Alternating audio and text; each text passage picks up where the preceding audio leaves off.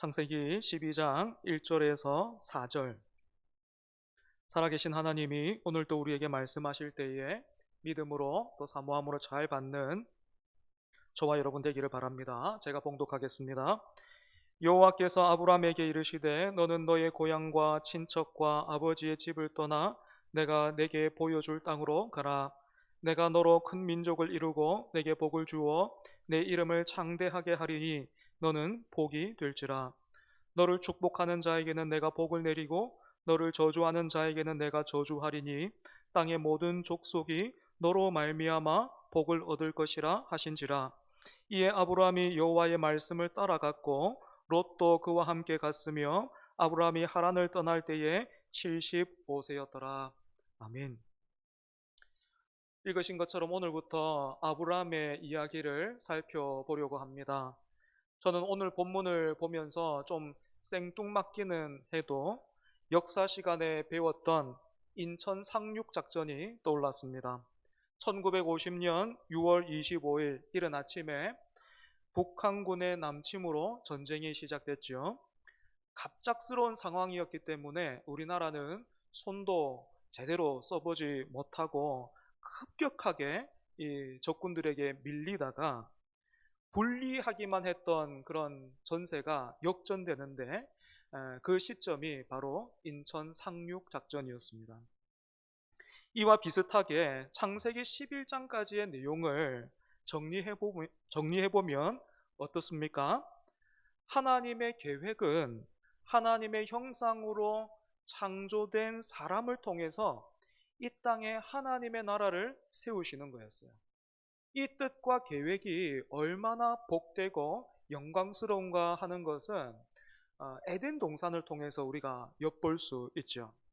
하지만 이 일은 사람의 반역으로 중단되었고 홍수 심판 후에도 심판이 한 번 있었는데 그 심판 후에도 사람들은 여전히 이 땅을 죄로 물들여 갔습니다. 그런데 이렇게 죄로 가득한 땅에 인천 상륙 작전처럼 하나님 나라의 수복 작전이 시작되고 있는 거예요.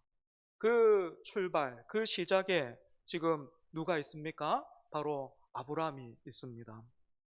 홍수 전에는 하나님이 노아에게 방주를 지으라 명령하셨다면 이제는 하나님이 아브라함이라는 한 사람을 통해서 하나님의 이름과 통치와 뜻을 받들며 살아가는 구별된 백성을 만들기로 하신 것입니다. 그래서 잘 아시는 것처럼 아브라함에게는 믿음의 조상이라는 별명이 붙어 있습니다. 그런데 여러분 알고 계십니까? 믿음의 조상이라는 이 별명은 아브라함이 하나님으로부터 받은 상장이 아니에요. 아브라함이 받은 트로피가 아니다라는 것입니다. 그렇다면 무슨 이유에서 아브라함을 믿음의 조상이라 이렇게 부르는 걸까요? 하나님이 그 인생을 통해서 믿음이 무엇인가 하는 것을 풀어 보이셨기 때문입니다. 다시 한번요. 아브라함이 믿음의 조상인 것은 하나님이 그 인생을 통해서 믿음이 무엇인가 하는 것을 풀어 보이셨기 때문입니다. 보통 믿음이라고 하면 대부분 내 자신에서 출발해요. 사람에게서 출발하죠. 개인의 신념이나 의지를 먼저 떠올립니다. 당연히 믿음에는 그런 요소가 들어가 있습니다. 하지만 성경은요, 좀 더 근본적이고 좀 더 넓은 의미로 믿음에 대해서 말하고 있습니다. 예를 들어 우리가 서울에 있는 지인을 만나러 간다. 그렇게 한번 생각해 보죠. 그러면 이미 잘 닦아놓은 고속도로를 이용하지 그때부터 지도를 들고 길을 새로 뚫어가지고 서울로 가려고 하는 사람은 아무도 없습니다. 마찬가지로 성경이 가르치는 믿음은 하나님이 우리를 위해서 내어주신 길을 따라 우리가 하나님께로 나아가는 것. 그래서 하나님의 뜻과 계획에 순종하는 것을 의미합니다. 여기에서 또 하나 우리가 기억해야 할 것은 하나님은 서울에 있는 지인처럼 그 목적지에서 단순히 우리를 기다리고만 계시거나 부르고 계신다거나 그렇게 하지 않고 우리로 하여금 하나님이 내어주신 그 길, 믿음의 길을 걸어갈 수 있도록 하나님은 언제나 우리와 함께 하신다 하는 것입니다. 때문에 부부는 사랑과 신뢰로 이어져 있는 관계라면 하나님과 우리는 믿음으로 이어져 있는 것입니다. 때문에 죄로 가득한 이 땅에 하나님이 아브라함을 통해서 시작하고 계시는 이 일, 하나님 나라의 수복 작전에 이 작전명을 한번 붙여본다면 믿음, 이렇게 말할 수 있는 것이죠. 여러분, 이 믿음이 어떻게 시작되는지 잘 보십시오. 오늘 본문 1절입니다. 여호와께서 아브라함에게 이르시되. 아브라함이 하나님을 찾은 것 아니고 하나님이 먼저 아브라함을 찾아와 말씀하셨습니다. 여러분, 이 시작에는요, 예외가 없어요. 누구도 예외가 없습니다. 왜냐하면 전쟁에 패배해서 포로가 되면 자유를 빼앗기듯이 모든 사람은 죄와 사망의 종이 되어버렸기 때문입니다. 여호수아 24장을 보면 아브라함은 아버지 데라와 함께 우상을 섬겼던 것 같아요. 여러분, 우상을 섬겼다라는 것은 주객이 전도된 채로 살았다, 이런 말입니다. 우상을 섬겼다, 주객이 전도된 채로 살고 있었다. 하나님이 아닌 다른 신을 섬기는 사람들을 보십시오. 모든 주도권이요, 사람에게 있습니다. 내가 뜻을 세우죠. 내가 계획도 세웁니다. 모든 것을 내가 정해요. 그림도 내가 다 그려놓고 신을 부르는 겁니다. 신에게 이것들을 다 설명해 주죠. 내가 필요한 게 이겁니다. 나는 이런 뜻을 세웠어요. 그러니까 잘 부탁합니다. 이게 우상 섬기는 거잖아요. 그죠? 그것을 이루려고, 내가 세운 계획과 뜻을 이루려고, 내가 원하는 것을 얻으려고 열심과 정성을 다합니다. 이렇게 보면 여러분, 아브라함 시대에도 사람들은 여전히 자신의 바벨탑을 쌓고 있었던 거죠. 우상을 섬기면서 여전히 자신들만의 바벨탑을 쌓고 있었던 것입니다. 그런데 하나님은 이렇게 주객이 전도된 채로 살고 있었던 아브라함을 찾아와서 말씀하셨습니다. 하나님이 아브라함에게 어떤 방식으로 말씀하셨는지는 알 수 없습니다. 꿈이나 환상을 통해서 말씀하셨을 수도 있고 어떤 신비한 음성을 듣게 하셨는지도 모릅니다. 어떤 방식이든지 하나님이 아브라함에게는 말씀하셨다면 지금은요, 이 아브라함에게 하신 것처럼 하나님이 음성을 통해서 일하시는 일은 거의 드물어요. 왜냐하면 하나님의 말씀인 성경이 있기 때문에 그렇습니다. 하지만 하나님이 사람을 찾아오시고 부르시는 방법은 굉장히 다양합니다. 제가 고3 때 만난 친구는요, 이 친구가 어느 날 갑자기 저한테 이렇게 물어요. 사람이 죽으면 어떻게 되냐요? 자기가 공부도 참 잘하는 친구였는데 자기가 여기도 한번 들어보고 저기도 한번 들어봤는데 제가 교회에 출석하는 것을 알고 있었기 때문에 교회는 어떻게 말하느냐, 또 성경은 어떻게 말하고 있느냐 묻더라고요. 어느 날 갑자기 사람이 죽으면 어떻게 되지? 이 질문에 확 휩싸였던 것입니다.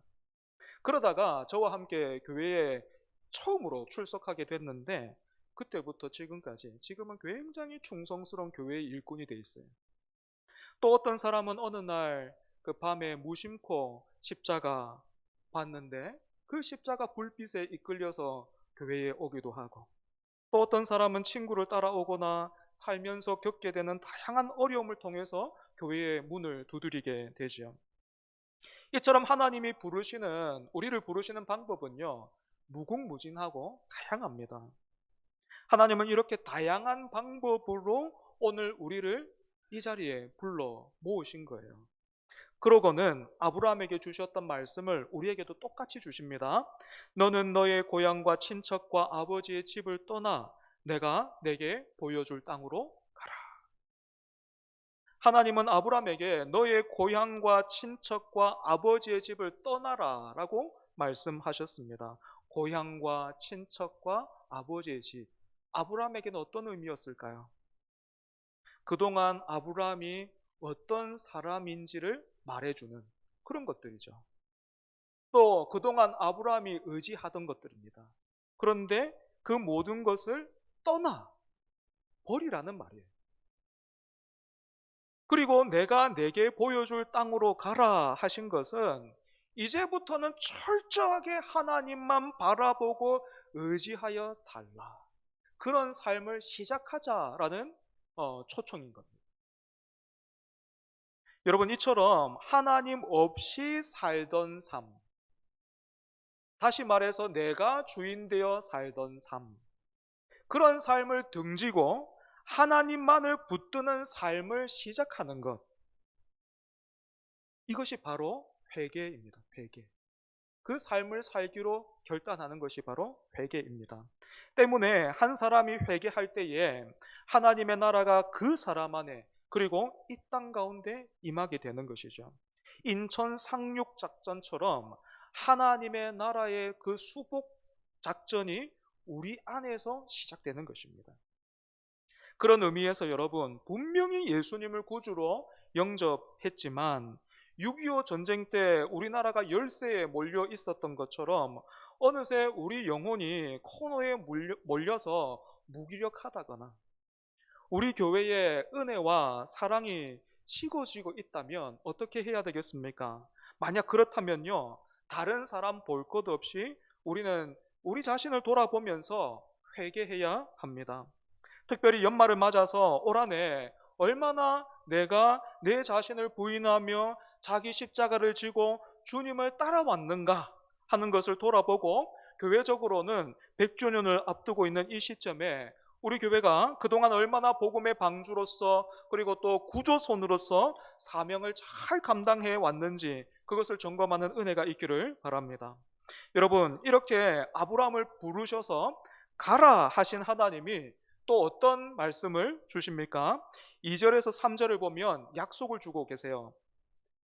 하나님이 창조주시고 우리가 피조물이다라는 그 사실을 기억한다면 하나님은 그저 명령만 하셔도 돼요. 명령만 하셔도 충분해요. 군대에서도 그렇잖아요. 상급자가 하급자에게 뭔가를 지시할 때 이거 해라고 하면 끝나는 거잖아요. 거기에 약속을 다는 법이 없습니다. 그죠? 하나님도 그저 명령만 하셔도 충분한데 하나님은 명령만이 아니라 약속도 함께 주셨습니다. 하나님이 주신 약속 2절과 3절 우리 같이 한번 읽어보겠습니다. 오늘 본문 2절과 3절입니다. 시작. 내가 너로 큰 민족을 이루고 내게 복을 주어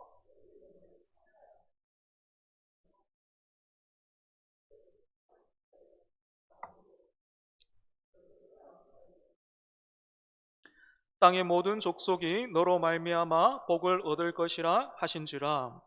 아멘. 여러분, 얼른 봐도요, 이 짧은 2절에 계속해서 반복되고 있는 단어가 하나 보이죠. 뭡니까? 복입니다. 복. 그죠? 이것을 통해 우리가 알 수 있는 사실이 무엇입니까? 하나님은 우리에게 복을 주기를 원하신다라는 것입니다. 그런데 하나님이 약속하고 계시는 이 복에는 몇 가지 특징이 있어요. 첫 번째는 떠나야, 다시 말해서 순종해야 복을 받는다라는 겁니다. 하나님이 아브라함에게 주신 약속을 정리해보면 큰 민족을 이루게 해주겠다. 네 이름을 창대게 해서 복이 되게 하겠다. 그리고 우리가 읽지는 않았지만 12장 7절을 보면 하나님이 땅도 약속하고 계십니다. 그런데 여러분, 하나님이 이처럼 원하기만 하시면 이 모든 것을 다 주실 수도 있는 건데 왜 하나님은 이런 복을 갈대아 우르에서 또는 하란에서 아브라함에게 안 주셨을까요? 지금 약속하고 있는 걸 보면 아브라함에게 뭐가 필요하다는 거 알고 계신 거잖아요. 아브라함이 그동안에 뭐 때문에 막 그렇게 힘들어하고 어려워했는지 하나님이 아신다는 거잖아요. 그리고 하나님이 그거 주실 수 있다는 거잖아요. 근데 왜 안 주셨는 거예요? 이제까지. 그래서 많은 사람들이 하나님 앞에 지금도 원망과 그렇게 뭐랄까요, 하나님이 당신을 사랑합니다라고 말하면 그 말을 듣고 막 분노하는 사람들이 있습니다.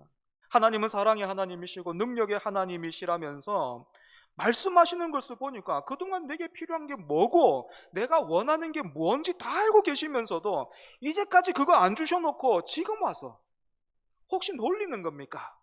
뭐 이런 항의와 질문이 생기는 거죠. 여러분, 왜 하나님은 주실 수도 있는데 왜 그 복을 갈대아 우르에서나 그리고 또 그 하란 땅에서나 아니면 지금 우리에게 주시지 않는 걸까요? 우리는 그 답을 창세기 3장에서 11장을 까지를 살펴보면서 이미 이유를 확인했습니다. 아담이 범죄하고 나서 바벨탑 사건까지 하나님이 복은 안 주시고 사람을 심판만 하셨습니까? 그렇지가 않죠. 그죠? 하나님은 범죄한 사람에게도 은혜를 베푸시고 복을 주셨습니다. 생육하고 번성하게 하셨고요. 하나님을 닮은 그 지혜도 거두지 않으셔서 과학과 기술이 나날이 발전했어요. 하지만 그 결과가 무엇이었습니까? 홍수 심판과 바벨이었어요. 컵을 엎어놓고 그 위에 물을 부으면 컵에 물이 차는 것이 아니라 주변이 엉망이 되는 것처럼 하나님을 등지고 사는 인생은 하나님이 주신 것으로 반역과 혼란을 초래할 뿐입니다. 하지만 컵의 입구를 위로 향해 놓고 거기에 물을 부으면 컵의 모양대로 또 컵의 크기만큼 채워지지. 때문에 여러분, 복을 주시면 순종하겠습니다가 아니고요. 순종해야 복을 받습니다. 그런 의미에서 우리가 지금 주일을 맞아서 다 같이 이 자리에 모여서 예배하고 있는데 어떤 사람이 복을 받을 사람, 또 복을 받은 사람인지 여러분 아십니까? 예배를 통해서 순종할 일을 발견하는 사람이요, 복 받는 사람이에요. 오늘 같으면 말씀을 들으면서 그동안 내가 알고 있으면서도 넘어지고 또 고쳐야 되는 걸 알면서도 미루고 놔두고 있었던 그런 일이 있었는데 하나님이 이제는 아브라함처럼 거기에서 떠나라 하시는구나, 돌아서라 하시는구나, 그렇게 살아야 되겠다, 이렇게 결심하는 사람이 예배를 잘 드리는 사람이고 복 받는 사람이라는 거예요. 하지만 예배도 드립니다. 말씀을 읽어요. 또 기도도 합니다. 하지만 그 시간을 통해서 내가 순종해야 하는 일이 무엇인가, 하나님이 나에게 요구하시고 원하시는 것이 무엇인가 하는 것을 발견하지 못하고 깨닫지 못하는 사람은 여러분 어떻게 되는지 아십니까? 평가하고 판단하다가 끝나요. 설교가 늘 시원찮더만 오늘은 더 못 들어주겠다. 그래가지고 옆에 딱 돌아보니까 다른 사람이 딱 앉았네요. 보면서 그런 생각하는 거야. 저 사람은 지난주에도 저 옷 입고 왔더만 오늘 또 저 옷 입고 왔네. 저 표정은 또 와 저렇노? 이러다가 주일 지나간다고요. 예배 왔는데 본 거는 뭡니까? 똑같은 옷 입은 사람, 표정이 막 이상한 사람, 그거 보다가 지금 그냥 주일 지나간단 말입니다. 여러분, 엎어놓은 컵처럼 은혜를 등지고 있다가 돌아가지 마시고 마음을 여십시오. 그런데 여기서 난처한 게 있어요. 마음을 열어야 되겠는데 이 마음도 어떻습니까, 여러분? 분명히 내 마음인데 이게 내 마음대로 안 돼. 그죠? 내 마음인데 내 마음대로 안 된단 말입니다. 이게 한계입니다. 우리의 한계예요. 그런데 우리 하나님이 얼마나 좋으신 분이신지, 우리 주님께서 얼마나 좋으신 분이신지 우리가 구하지 않았음에도 불구하고 우리 주님이 우리를 이미 아셔서 그런 한계와 난처함을 아셔서 주님이 약속하신 게 있습니다. 우리 주님을 영접하면, 예수님을 구주로 영접하면 우리 안에 누가 계시는 거예요? 성령 하나님이 임하시는, 성령 하나님을 허락하셨습니다. 우리 안에 계시는, 약속대로 계시는 성령 하나님을 부르고 의지하십시오. 돌 같은 마음도 깨뜨려 주실 줄 믿습니다. 하나님이 약속하신 복의 두 번째 특징은요, 이 모든 것이 은혜로 주어진다라는 것입니다. 우리말 성경에는 이게 잘 드러나 있지 않지만 영어 성경으로 2절과 3절을 보면 복만큼이나 이 복이라는 단어만큼이나 반복되는 표현이 있습니다. 뭔가 하면 바로 I will입니다. I will. 여기에서 주어 I는요, 하나님을 가리키고요, will은 하나님의 의지를 나타냅니다. 하나님이 아브라함에게 주신 명령은 하나밖에 없어요. 가라, 가라. 그렇게 말씀을 따라가기만 하면 하나님이 I will, 내가 이렇게 주겠다. I will, 내가 저것도 주겠다. 그리고 I will, 내가 이렇게도 만들어주마 약속하고 계신 거예요. 그런데 엄밀하게 말하면 하나님이 아브라함에게 가라 하신 이 명령조차도 사실은 조건부가 될 수 없습니다. 왜냐하면 하나님이 지으시고 다스리시는 땅에서 하나님의 형상으로 지음받은 사람이 하나님께 자신의 모든 것을 드리는 그 일은 당연한 것이기 때문에 그렇습니다. 그런데 그렇게 당연한 일을 하기만 하면 내가 이런저런 복을 내가 주고야 말겠다 하시는 이 하나님을 보면 하나님은 정말로 우리에게 복을 주기로 작정하신 분이시다라는 것을 알 수 있어요. 여러분 다시 한번 하나님이 약속하신 복의 내용을 잘 한번 보십시오. 전부 다 시날 땅 평지에서 성읍과 탑을 쌓던 사람들이 바라고 원하던 거예요. 민족을 이루고 영광스럽게 되고 땅을 차지하고, 이거 다 바벨탑 쌓던 사람들이 다 원하던 거잖아요. 그렇게 되려고 바벨탑 쌓은 거잖아요. 성읍 쌓은 거잖아요. 여러분 주어가 달라요. 주어가요 내가 되고 우리가 되면 망하고, 하나님이 주어가 되시는 삶만이 이 복을 누리는 것입니다. 물론 아브라함이 살아 생전에 자기 후손들이 큰 민족을 이루는 것을 봤고 또 자기 이름이 정말로 높아지는 것을 경험을 했는가 하면 그렇진 않죠. 그죠? 하지만 분명한 것은 하나님이 아브라함에게 주신 이 약속은요, 아브라함의 기대와 생각을 훨씬 넘었었다라는 거예요. 아브라함은 믿음의 조상으로서 이스라엘뿐만 아니고 모든 믿는 자의 조상이 됐습니다. 그리고 그 후손들이 교회를 통해서 이스라엘뿐만 아니라 지금도 온 세상에 퍼져나가고 있잖아요. 여러분 아브라함이 이 놀라운 축복을 어떻게 누렸습니까? 가지 마라, 하지 마라. 오늘 막 지난주하고 이번 주에 작정서, 지원서, 가지 마라, 하지 마라. 주님 제가 저기 있사오니 죄를 보내소서. 하려면 적당하게 해라. 여기가 좋사오니. 우리 안팎에서 들려오는 그런 소리를 따르지 않고 가라 하시는 하나님의 말씀을 듣고 순종할 때에, 다시 말해 하나님의 형상으로 지음받은 사람이 하나님께 자신의 모든 것을 드리는 그 당연한 일을 했을 때 복을 받았습니다. 마태복음 6장 33절에서 우리 예수님은 이 원리를 이렇게도 말씀하셨어요. 그런즉 너희는 먼저 그의 나라와 그의 의를 구하라. 그리하면 이 모든 것을 너희에게 더하시리라. 하나님이 약속하신 복의 세 번째 특징은, 하나님이 주시는 복을 받으면요, 하나님이 정말 그 사람을 축복하시면 그 사람을 통해서 모두가 복을 받는다는 거예요.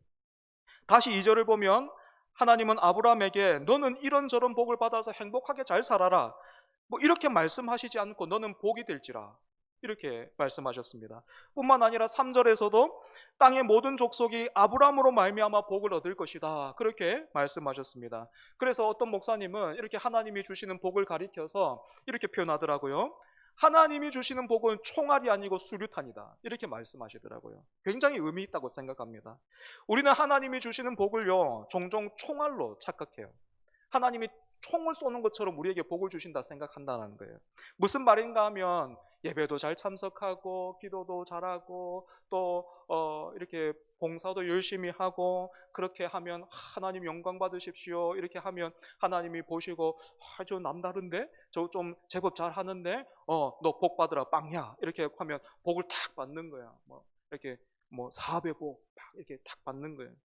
그러면 또 옆에 있던 사람이 그렇게 복을 받아가지고 복 받는 사람을 보고 나도 하나님 한 발 쏴주십시오 하면서 그렇게 똑같이 막 하면 너도 곧잘 하는구나. 너도 복 받으라 빵야. 하지만 여러분 그렇지 않습니다. 오늘 아브라함에게 주시는 그 약속을 여러분 잘 보십시오. 하나님이 주시는 복은 수류탄이에요. 수류탄. 좀 끔찍한 이야기이긴 하지만 오늘 우리 한가운데에 수류탄 한 발 딱 떨어졌다고 생각해 보십시오. 우리 중에 무사한 사람 찾기 어렵겠죠. 그죠? 그런데 하나님이 주시는 복을 받은 사람도 이와 같다라는 것입니다. 내가 은혜를 받으면요, 나만 훌륭해지는 게 아니에요.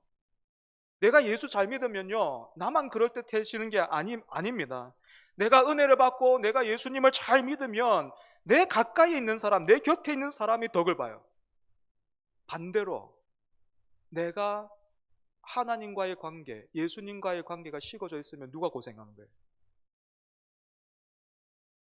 나만 고생하는 게 아니고요, 내 옆에 있는 사람이 고생하는 거예요. 좀 지켜보니까 그렇게 깨져 있는 사람은 자기 때문에 다른 사람이 고생하는 줄 몰라. 하나님과의 관계가 딱 깨져 있으니까 자기를 못 보니까 그런 자신을 모르더라고요. 다른 수류탄이 돼가지고 빵빵 터지면서 옆에 사람들 피 흘리고 있는데 그 사람을 보면서 좀 이상한데? 라고 하는 거예요. 사실은 지금 자기가 그 주님과의 관계가 딱 깨져가지고 지금 또 다른 수류탄이 돼가지고 사람들이 피 흘리고 있는데 그 사람들 보면서 이상하다 생각한단 말이에요. 여러분, 우리가 은혜를 받으면요, 우리가 예수님을 잘 믿으면요, 나만 행복해지는 걸로 안 끝납니다. 내 가장 가까이 있는 사람이 덕을 봐요. 목사가 예수 잘 믿으면 누가 덕을 보겠습니까? 누가 행복해질까요? 교회와 성도가 복을 받는 거예요. 아내가 예수님을 잘 믿어요. 누가 복을 받습니까? 남편이. 남편이 예수님을 잘 믿습니다. 누가 복을 받을까요? 아내와 자녀가 복을 받는 거예요. 우리가 아브람처럼 하나님 나라의 수류탄, 이 복의 수류탄이 되려면 어떻게 해야 되겠습니까? 아브라함이 했던 일을 우리도 해야 돼요. 그죠? 그게 무엇입니까? 오늘 본문 4절, 본문 4절입니다. 4절 같이 한번 읽어보겠습니다. 시작. 이에 아브라함이 여호와의 말씀을 따라갔고 아브라함이 하란을 떠날 때에 75세였더라. 아멘. 아브라함이 하란 땅을 떠날 때 나이가 몇 살이요? 75세. 아브라함이 175세까지 살았습니다. 그래서 지금 75세를 지금의 기대 수명으로 환산해 보면 대략 43살 그 정도 됩니다. 40대 초중반이죠. 그죠? 여러분, 40대 초중반 어떤 나이입니까? 개인적으로나 사회적으로나 어느 정도 틀을 잡고 있는 그런 나이예요. 그죠? 그리고 어떤 위치에 이렇게 올라가 있는 그런 시기입니다. 때문에 이때는요, 모험보다는 안정성을 추구하는 것이 보통이에요. 사람은 누구나 모험보다는 안정성을 추구하게 마련이죠. 그런데 아브라함은 하란에서 여기가 좋사오니 하면서 고집 부리거나 머물러 있지 않고 가라 하시는 하나님의 말씀을 따라서 떠났습니다. 이처럼 떠나야 할 이유보다 머물러야 할 이유가 훨씬 많은 상황에서도 하나님의 말씀을 따라가는 것, 여러분, 이것을 믿음이라고 하는 겁니다. 그런데 여러분, 이 하나님이 아브라함에게 지금 하시는 말씀을 보면 꼭 그렇지 않습니까? 비행기에서 뛰어내리라 하는 것 같은데 낙하산도 안 주는 거예요. 낙하산도 안 주고 지금 그 절벽에서 비행기에서 뛰어내리라 하시는 것 같아요. 그런데 이 엄청난 말씀을 듣고서도 아브라함은 정말로 아무 고민이 없었을까요? 기록하지 않고 있어서 그렇지 아마도 수도 없이 고민하고 망설이고 버티고 의심하고 다시 묻고 그런 과정이 있었을 겁니다. 그런데 성경은 그런 과정 하나 없이 마치 아브라함이 하나님의 말씀을 듣자마자 고민도 없이 길을 나선 것처럼 그렇게 기록하고 있어요. 창세기뿐만 아니라 그 히브리서 11장의 믿음장에도 보면 그렇게 기록되어 있습니다. 믿음으로 아브라함은 이렇게 되어 있거든요. 지난주 우리 집 그 첫째 하율이가 뜨개질로 할아버지 목도리 만들어 드렸습니다. 집에서 그 할아버지 목도리 뜨고 있는 딸을 보면서 저는 사실 이런 생각했거든요. 이번 겨울 안에 아버지가 저 목도리를 두르실 수 있을까? 저걸 둘렀다가는 목이 따뜻해지는 게 아니라 목이 쫄릴 것 같은데, 10년 지나도 저거 안 될 것 같은데, 아버지 오래 사셔야 되겠다, 뭐 이런 생각했어요.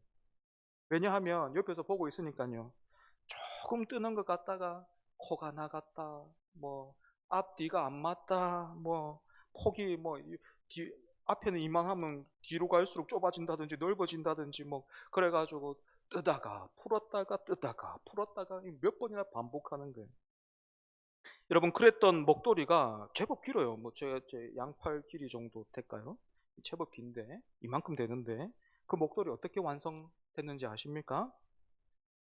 딸이 한 요 정도 떴다면 나머지는 누가 떴을까요? 할머니가 떴습니다. 여러분, 그러면요, 이 목도리 누가 뜬 겁니까? 이만큼인데, 에? 이만큼인데, 생각을 잘 해보세요. 이만큼인데 요만큼 딸이 뜨고요, 이만큼은 할머니가 떴다니까요. 누가 뜬 겁니까? 에? 계산 정확하게 하면 이거 할머니가 뜬 거잖아요. 그죠? 그런데 희한한 게요, 첫째는 이 목도리 지가 떴다고 우깁니다. 지가 떴대요, 지가. 그런데 더 희한한 것은 그런데 더 희한한 것은 할머니도 할아버지도 거기에 이의를 제기하지 않아요. 오히려 아버지가 이렇게 목도리를 탁 두르고 나서 이거 손녀가 떠줬다. 마찬가지로 아브라함의 결단과 의지만으로는 절대로 하람 못 떠납니다. 하나님이 앞에서 끌고 뒤에서 밀어서 아브라함이 어쩔 수 없이 하란 떠나는 거예요.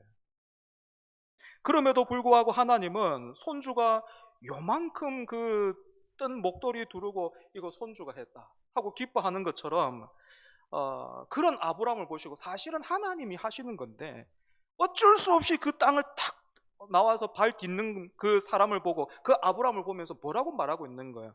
여호와의 말씀을 따라갔다. 이런 걸 보면 아브라함이 하란 땅을 떠나지 않으면 하나님 나라 수복 작전이 실패로 끝나는 게 아니고요, 하나님이 아브라함을 찾아오셨을 때 이미 작정명 이 믿음은, 이 프로젝트는 실패할 수 없는 겁니다. 때문에 여러분, 우리도 하나님의 말씀에 반응해야 합니다. 이와 같이 반응해야 합니다. 기도가 무너져 있습니까? 여러분, 말씀으로부터 여러분 멀어져 있습니까? 여러분, 회복해야 합니다. 이렇게 생각하지 마세요. 뭐 하려면 제대로 해야지. 막 하려면 하루에 막 한 10장 읽어야지. 한 장 읽어야지. 기도도 막 한 시간 해야지. 여러분, 그러니까 안 되는 거예요.